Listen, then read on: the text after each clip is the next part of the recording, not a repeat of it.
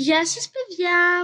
Σήμερα θα σας δείξω τις ζωγραφίες που μου έκαναν οι συμμαθητές μου, επειδή χθες έκανα πάρτι γενεθλίων, το έκανα λίγο αργούτσικα, αλλά ναι, μου έφεραν δώρα και θα σας δείξω λοιπόν τις ζωγραφιές τους. Λοιπόν, αυτό είναι από τον ένα φίλο μου, χρόνια πολλά και καλό καλοκαίρι,